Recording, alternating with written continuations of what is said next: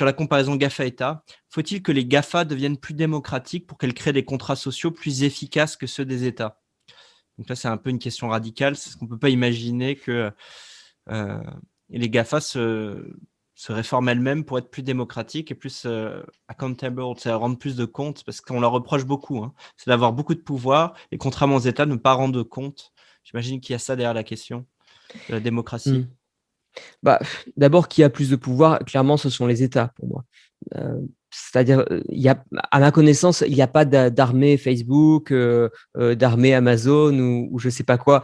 Leur pouvoir est limité par le fait que si demain nous arrêtons tous de consommer chez eux, c'est pas si simple à faire du jour au lendemain, bien sûr, parce qu'ils ont des installations très développées et que pour recréer toute l'infrastructure opérée par ces entreprises, ça prendrait du temps, mais c'est possible et les choses se passent très vite dans le monde numérique. Regardez ces quelques articles issus des années précédentes qui montrent bien que ceux qui font peur hier ne font plus peur aujourd'hui et on peut prendre pareil pour avant-hier, etc.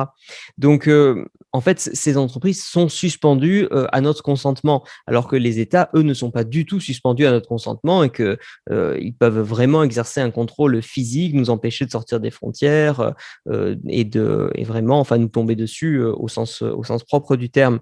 Et est-ce qu'ils doivent se réformer pour être plus démocratiques? Bah, je sais pas, ça je pense que c'est plus une problématique qui est interne à ces réseaux justement, où eux, c'est un équilibre difficile, hein, attention, pour être à la place de, par exemple, de Twitter et se dire, c'est vrai qu'on veut pas censurer, mais en même temps on peut pas laisser, même si les gouvernements ne nous disaient pas de changer ça, on peut pas laisser des appels au meurtre sur notre plateforme, on peut pas laisser se développer n'importe quel cyberbullying, n'importe quelle haine en ligne, etc.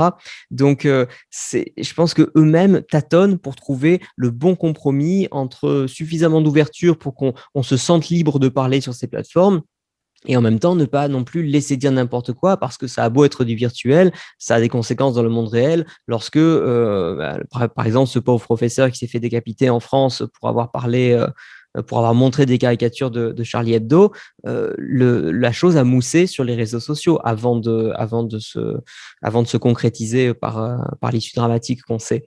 Donc, je pense qu'ils le font déjà quand même de se réformer en interne pour maintenir une relation un peu saine avec leurs utilisateurs. C'est peut-être pas suffisant, c'est peut-être pas assez, c'est peut-être trop tard, mais de toute façon, à la limite, on s'en fiche, c'est eux qui en paieront le prix.